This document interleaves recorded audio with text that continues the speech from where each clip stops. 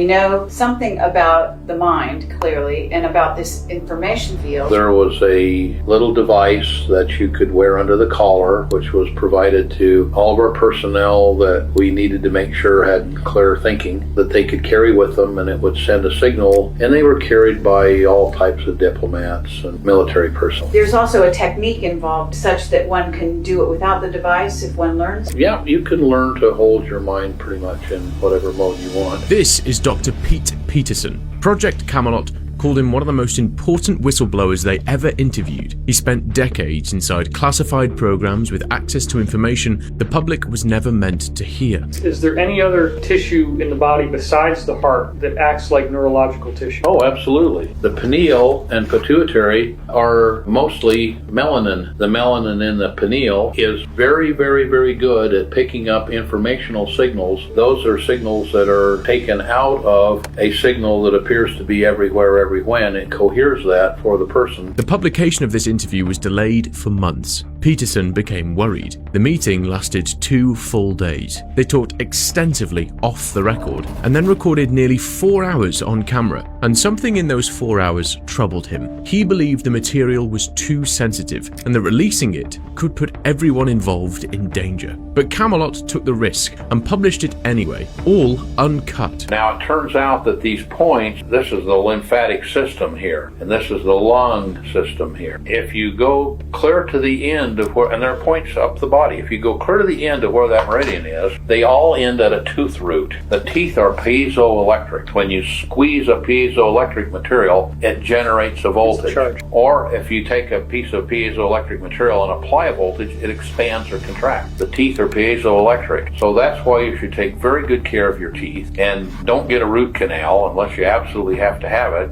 And not that you'll die, but your health will go down. They could have gotten rid of tooth decay with an absolutely benign substance, very inexpensively, and totally non-negatively in the body. 1 drop put in a slice of bread eaten daily, and you have no caries whatsoever. There's no tooth decay. I'll be honest with you, Peterson revealed a lot in this interview, and some of it I had never heard before. It genuinely intrigued me. I didn't know about that type of oil. I didn't know about the mind entrainment techniques he described, and there was a lot more coming straight from classified projects. But before we continue, DNA is merely a factory that generates the physical part of the body. The DNA gets its information from the informational field and how to do that. So you find that the informational field is eternal and holds the spirit or the being or the information of the person in perfection. Whereas the perfection then runs through the factory. If the factory is missing the thing that puts the wheels on, the wheels are going to fall off, if you would. Let's slow down for a moment because this idea changes everything if it's true. According to Peterson, your body is not built from the DNA alone. The DNA is just the machine that does the work. The instructions come from somewhere else, from what he calls the information field. Think of it like this. A printer doesn't decide what to print. It receives the document from a computer. In Peterson's view, your DNA is the printer,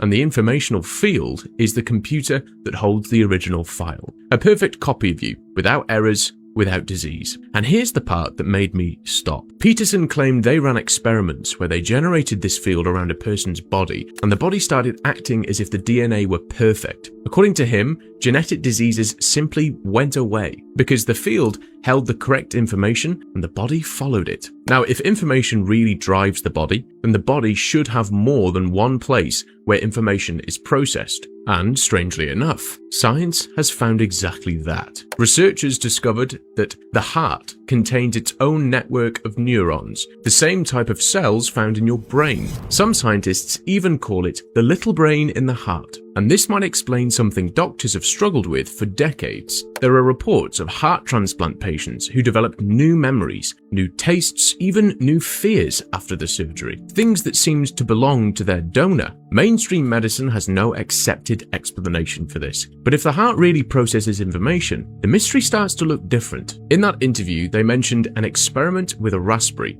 and it sounded so strange that I had to look it up myself. Well, I found it. The experiment was reported in Russia around the year 2000 by a researcher named Budakovsky, and here's what he did. First, you need to know what a callus is. When a plant gets sick, it can grow a tumor, a lump of disorganized cells that no longer know what they're supposed to be. That was the starting point, a raspberry tumor. According to reports, Budakovsky took a healthy raspberry plant and recorded its tissue on a hologram using a red laser. A hologram stores the complete three-dimensional information of an object in light. Then he transmitted that hologram to the tumor. He was essentially showing the sick cells the information of a healthy plant, and after several months, the tumor was gone. The disorganized cells had rearranged themselves. The callus developed into a normal, healthy raspberry plant. And keep in mind that this was done without chemicals or genetic modification, just light, carrying information. According to the researchers who documented it, plant science cannot explain this result. Now think about what this means. The sick cells had broken instructions, but when they received the correct information from outside, they simply followed it. Exactly what Peterson described with the informational field and the DNA. But let's go back to the mind entrainment part, because if information can reshape a plant, you have to ask what it can do to a human mind. Part of what you want to do, perhaps, with mind control is get your mind in a certain frequency, but that's old style mind control. And what you want to do now, basically, if you want to look at neuro-linguistic programming, uses the principles of neuro-linguistic programming, is much more powerful than getting a brainwave entrainment. Brainwave entrainment will drop the IQ, it'll drop the attention span, it'll change the memory. So there are a number of things that can be done there, but what we use now is a thing that changes the way the brain is attached to itself and the way the brain hooks together, and we just change the neural pathways. You can cause a person to forget, you can cause a person to do things that they have no intention of doing. You can make a stimulus that would cause one thing, like a stimulus that would cause me to reach out and grab some water and take a drink because I was thirsty. You can very quickly and easily change that stimulus to when I get thirsty, I'll reach out and grab a glass of water and pour it down my throat, or my neck, pour it down the front of my suit.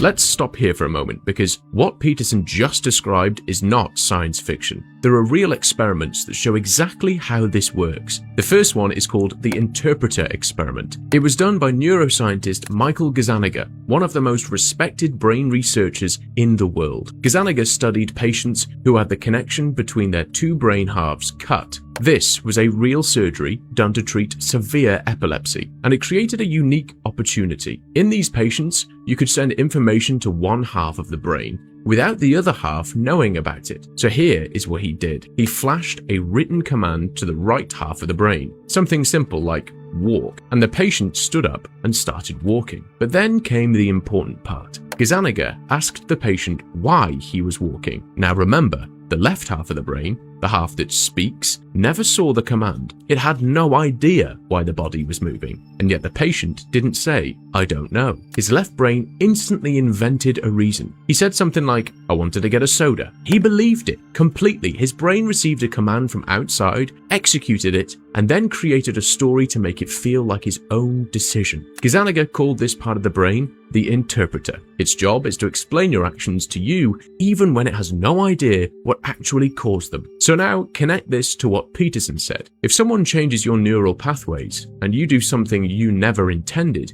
your own brain will cover it up. It will hand you a story and you will walk away convinced it was your choice. But there is a second technique, and this one comes straight from declassified documents. In 1963, the CIA produced a secret interrogation manual. It was called Kubark Counterintelligence Interrogation, and Kubark was not a random word. It was the CIA's own code name for itself. The manual stayed hidden for over 3 decades, until it was declassified in the 1990s after journalists filed a Freedom of Information request. And on page 76 of that manual, there's a technique with a strange name, the Alice in Wonderland technique, named after the Lewis Carroll novel, a story where nothing follows the rule of logic. The manual states the aim openly, to confound the expectations and conditioned reactions of the interrogatee. And then it explains the thinking behind it. A person is used to a world that makes sense, a world of continuity and logic. He clings to that world because it holds his identity together and his power to resist. So the technique attacks exactly that. According to the manual, it works best with 2 or 3 interrogators. The first one asks a question that sounds normal, but is actually nonsense. Before the person can even answer, the second interrogator interrupts with a completely unrelated and equally illogical question. Sometimes both speak at once. No answer is ever acknowledged. Nothing connects to anything. And this continues day after day, for as long as necessary, until the situation becomes mentally intolerable. Here is why it works. Your mind depends on the world making sense. When nothing makes sense anymore, the mind starts to panic. It desperately searches for something stable to hold on to. And at that exact moment, the person becomes suggestible. They start accepting whatever the interrogator offers them because any structure feels better than chaos. The manual even notes that the subject is likely to make significant admissions at this stage. Researchers who studied the document later described it plainly. This method was designed to induce states similar to psychosis without ever touching the person. Now, I want you to think about something, and this part is just my observation, so take it as that. The technique needed 2 or 3 interrogators, asking disconnected questions, giving you no time to think. Well, look at your phone. You open social media, and within 1 minute you see a war, a dancing video, a tragedy, a joke, an ad, an opinion, and breaking news that contradicts the breaking news from yesterday. Nothing connects to anything. No topic is ever finished before the next one starts. One post tells you the economy's collapsing. The next one tells you everything's fine. One expert tells you a food is healthy. Another expert says the same food will kill you. And both videos play back to back in the same scroll. In the interrogation room, this was done by design to a prisoner over days. Today, you carry the room in your pocket and you enter it voluntarily every few minutes. And remember what the manual says happens next. When nothing makes sense anymore, the mind panics. It searches for something stable to hold on to, and it accepts whatever's offered because any structure feels better than chaos. So ask yourself, when you feel lost in all that noise and someone shows up with a simple, confident answer, how carefully do you check who that someone is? Now please watch the next clip. It gets really interesting. One of the things that Pierce writes about in The Magical Child, during the first 16 days or so after the amniotic fluid breaks, the child is exposed to electromagnetic field from the mother's heart beating, and that field is modulated by what's in the brain cells in the heart, which are the emotions, and those emotions are transferred to the child. So they thought, well, that may be true, so they went to Europe, where a lot of women have their children raised by wet nurses who nurse them on their breast, and they find out that the child takes on the emotional content of the wet nurse. It happens in the first 16 days. After that, it's not the greater part of it happens within the first 16 to 18 days. And it turns out, for example, the Russians did brilliant and massive research on this, found out that if the child is born underwater in a fluid, remember the child's already in a fluid, it isn't going to hurt him to be underwater for a while. The child's born underwater in a fluid about body temperature and moved up, contact with the mother, to the breast, where if you look at how you would naturally hold your arms and nurture a child, the heart of the mother and the heart of the child are going to be right next to each other. The child starts picking things up. If the child is kept in that position for the first 12 to 14 hours, the child usually develops speech by 6 months of age, is able to stand on their own at 6 months of age. Peterson mentioned a book, The Magical Child, written by Joseph Chilton Pierce in 1977. So I looked into it, and the book goes even deeper than what he described. Pierce spent decades studying how intelligence develops in children, and his central idea is simple. A child is born with a biological plan, a built-in program for developing astonishing capacities. But that program only runs under one condition: the child needs a safe place. And in the beginning, that safe place is one thing only: the mother's body. Pierce calls this the matrix. As long as the child feels anchored to the mother, the brain is free to explore, learn, and grow at full speed. The child explores the world by standing on that safety. And there's research in the book that supports this. Pierce describes the work of Marcel Gieber, who studied infants in Uganda. These babies were carried on the mother's body day and night in constant skin contact, and their development was weeks and even months ahead of Western babies. Exactly the kind of early development Peterson was talking about. But here is the other side of it, and this is the part that concerns all of us. Pierce writes, that the process can also run in reverse. When the mother lives in chronic fear or anxiety during pregnancy, her stress hormones pass straight through to the placenta. According to him,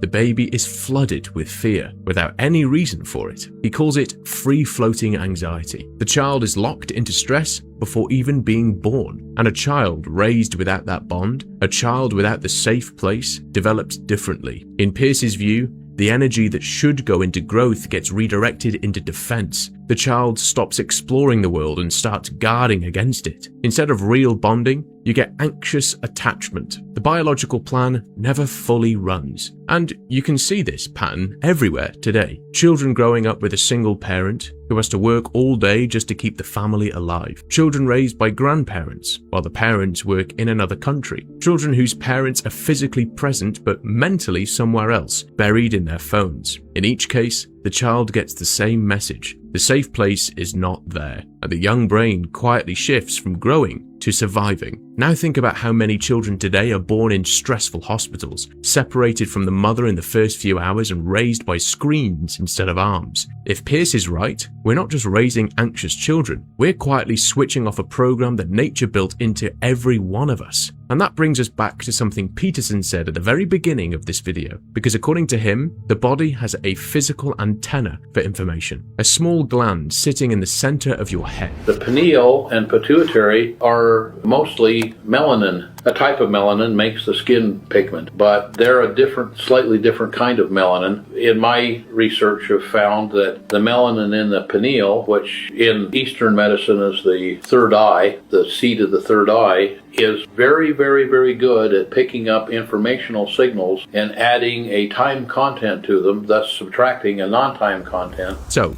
let's talk about this gland, because the story around it is stranger than most people realize. The pineal gland is tiny, about the size of a grain of rice. It sits deep in the center of your brain, right between the two hemispheres. And it's unique because it's the only part of the brain that isn't double. You have two hemispheres, two of almost everything, but only one pineal gland. The official science is simple. The pineal gland produces melatonin, the hormone that controls your sleep. It responds to light and darkness. When night falls, it releases melatonin and your body prepares for sleep. That's the textbook version. But this small gland has fascinated people for thousands of years. In Eastern traditions, it's connected to the third eye, the center of inner vision. And in the West, the philosopher René Descartes studied anatomy and came to a strange conclusion. He called the pineal gland the seat of the soul, precisely because it's the only structure in the brain that stands alone. Now, here's where it gets uncomfortable. The pineal gland calcifies. Calcium deposits build up inside it over time, and it calcifies more than any other organ in your body. On a brain scan, a calcified pineal gland literally shows up as a small stone in the center of your head. Autopsy studies describe the deposits as gravel. The official explanation says this is natural aging, and that the implications are unclear, but some studies have linked pineal calcification to lower melatonin, sleep problems,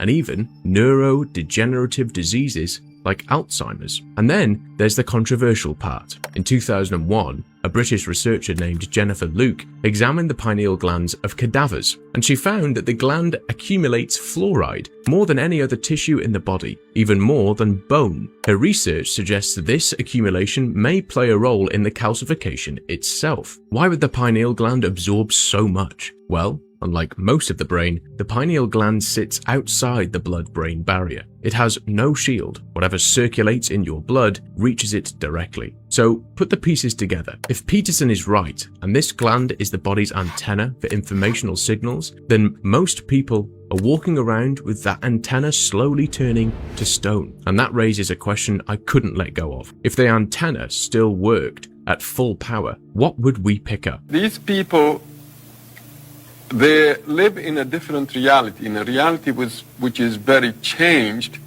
and few of them are adapted to live in this reality. So naturally, they can't function very well. So the only safe place, only good place for them would be the mental hospital, unless they can integrate their different view of reality with their daily lives. Now, if they can integrate it, then we have people like Newton, like Darwin, like like you mean, so Faraday. These are the so-called genius. The thing that I'm not certain that we have talked about is, what is it that is evolving? The nervous system is that thing that gives us the picture of our realities. That is, our realities, that reality which you see all around you, the flowers and the chairs and the microphones and the teacup, is given to us by our senses. Yeah. We don't see light which is beyond UV and beyond infrared. We hear only a limited scale of vibrations, like, for instance, we hear anywhere from 52 to 20,000 maximum. Mm-hmm. In other words, all our senses are limited. So, with these limited senses, we naturally are seeing through a very narrow kind of tube, or very narrow slit in the total reality there is. Mm-hmm.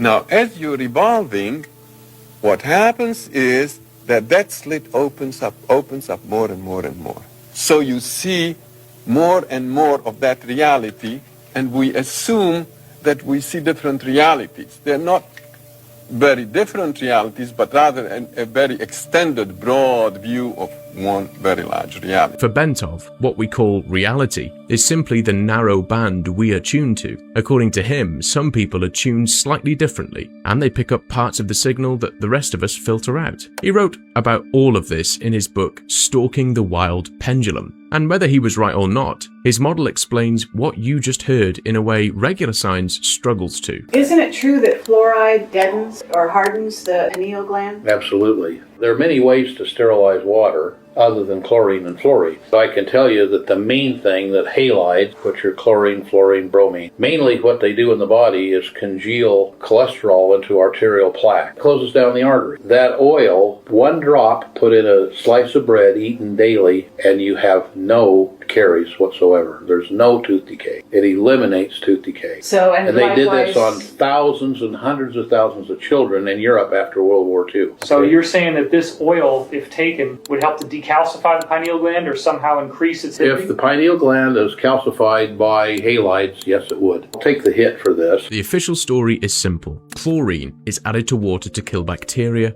and viruses. And it works. Waterborne diseases that killed millions throughout history practically disappeared wherever water was chlorinated. Fluoride was added later to fight tooth decay. Health authorities still list water fluoridation as one of the greatest public health achievements of the last century. Chlorine and fluorine belong to the same chemical family, the halides. That part of what Peterson said is standard chemistry, but his claim goes much further. According to him, these substances congeal cholesterol into plaque and close down your arteries. And that claim you'll not find in any textbook. Now, about that oil, because I went digging, and this story has layers. In the interview, Peterson refused to fully name the fish. He called it a bottom feeder and mentioned the name ratfish, while hinting that even that is just a nickname. The fish he seemed to describe is real. Its scientific name is Chimera monstrosa, an ancient deep water species. And it's strange, about 60% of the fish's body weight is liver. But here is where it connects to real documented history. Peterson said the active compound in this oil was called Activator X, a name given by a researcher named Price, and that researcher existed. Weston Price was a respected American dentist in the 1930s. He traveled the world studying isolated communities that ate traditional foods and found they had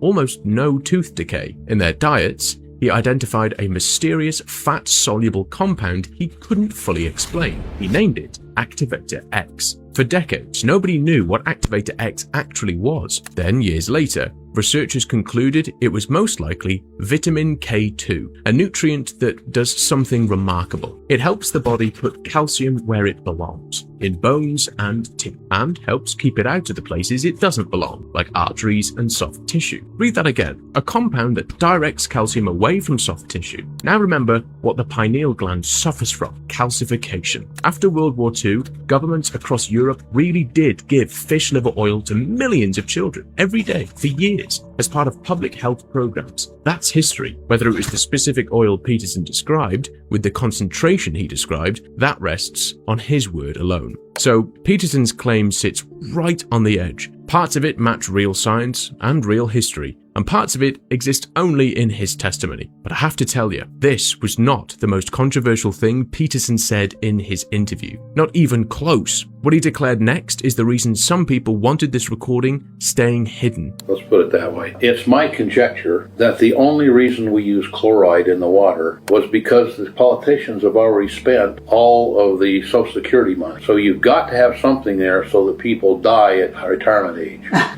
Then because of healthcare getting better, we had to have something else that made it happen even faster, so we put fluoride in the water. Wow. Because they could have gotten rid of tooth decay with an absolutely benign substance that we had a whole industry here that could go out and bring us back all we could ever use for the whole world, very inexpensively and totally non-negatively in the body. But we didn't do that. Well, everyone can draw their own conclusions from this one. As always, I'm not here to tell you what to believe. Do your own research, look into the things that caught your attention. That's it for today. Thank you for staying until the end. I really appreciate it. And if you enjoyed this one, a like would help us more than you think. See you in the next one.